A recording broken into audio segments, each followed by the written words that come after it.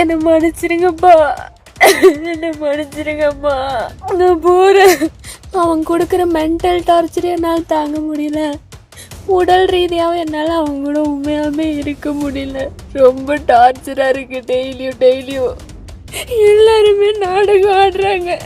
நான் life long உங்களுக்கு பாரமாக இருக்க விரும்பல. என் உலகமே நீங்களும் அம்மாவும் தான். நீங்களாம் என்னை பற்றி கண்ட கனவோ வச்ச ஆசையோ எதுவுமே நிறைவேறல. ஆனா என்னோட கடைசி மூச்சோட நம்பிக்கை நீங்க மட்டும்தான்.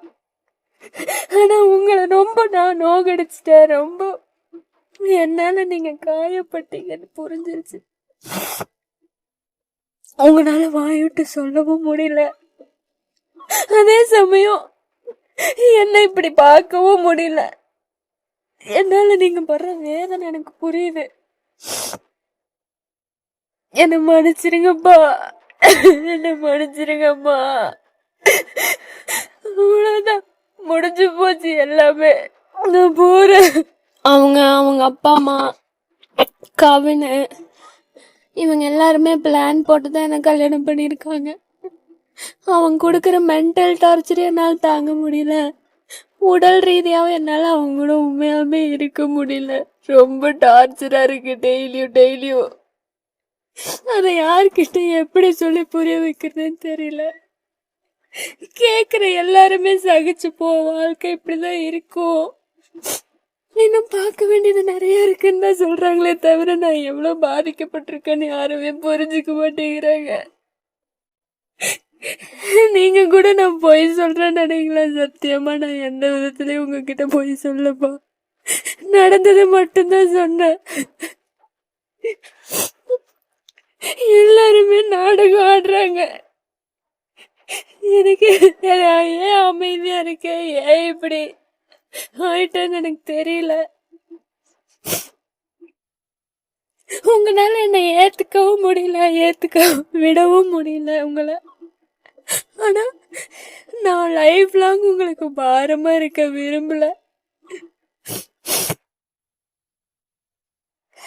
இந்த தடவை என் மேல எந்த தப்பும் இல்லப்போ. எனக்கு சத்தியமா இந்த வாழ்க்கை பிடிக்கல. மென்டலி என்ன அசால்ட் பண்றாங்க,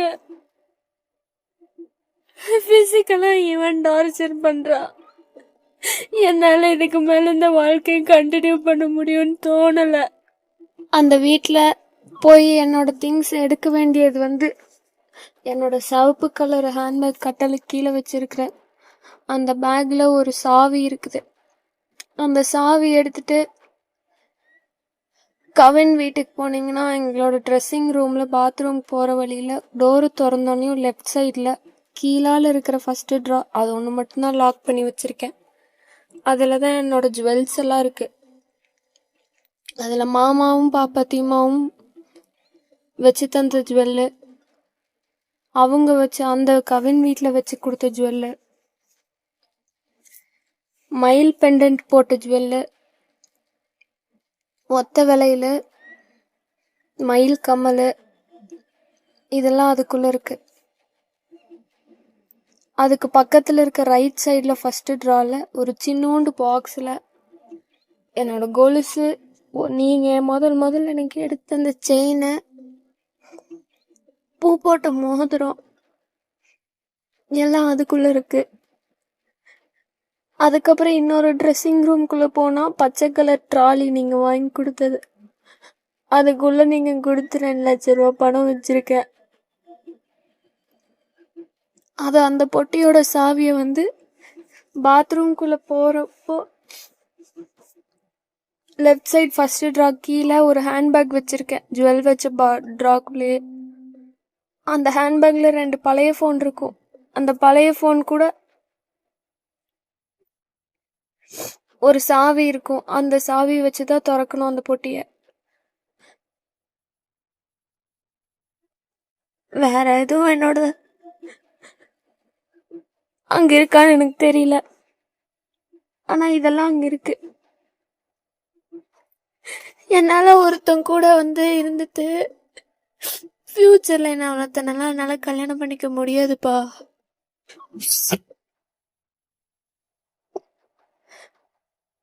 நீங்க எந்த தப்பும் பண்ணிரல. என்னை பெத்து நல்லபடியா வளர்த்து ஒரு ஆளாக்கணும்னு நினைச்சீங்க.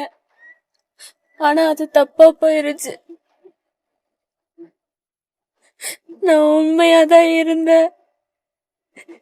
நல்ல வாழ்க்கை அமையும் நினைச்சேன். என் தலையெழுத்து இப்படிதான் அமையணும்னு இருக்கு. சரி, என் தலையெழுத்து என்னவோ அதானே நடக்கும். முடிஞ்சு போச்சு என் லைஃப். இத கண்டினியூ பண்றக்கோ இல்ல இத இப்போ முடிச்சாலும் இன்னொரு லைஃப் நாளைக்கு தேடுறக்கோ என் உடம்புலயும் தெம்பில்ல, என் மனசுலயும் தெம்பில்ல.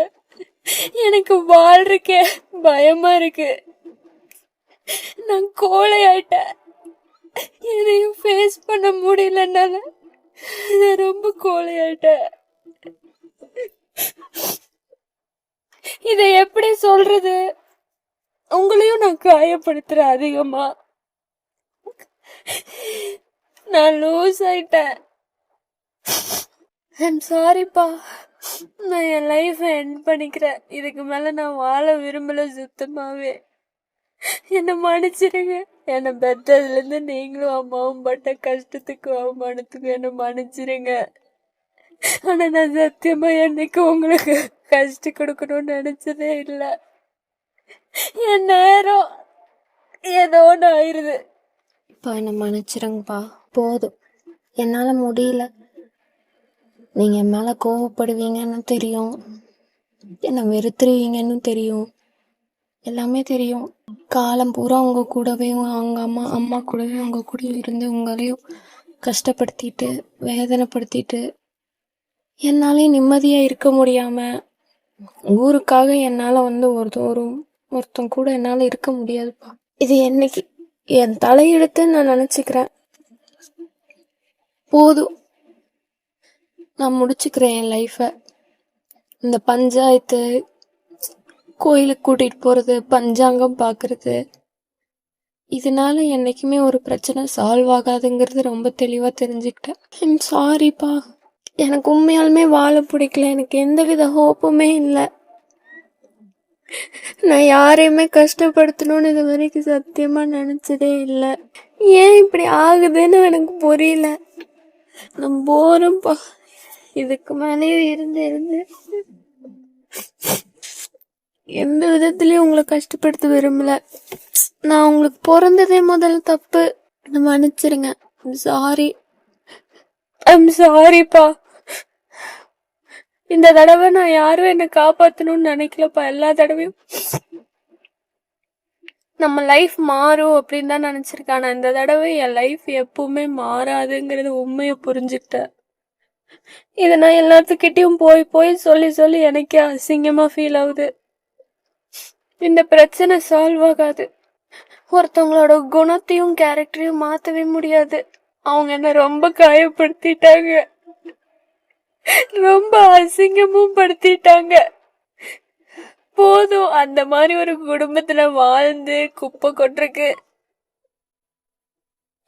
முடிச்சுக்கலாம்.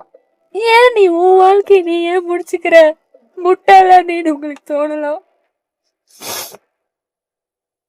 எனக்கு அவ்வளோ தெம்பெல்லாம் இல்லப்பா. அவ்வளோ தைரியமான பொண்ணெல்லாம் கிடையாது. தைரியமா இருக்கிற மாதிரி காமிச்சுக்கிட்டேன்.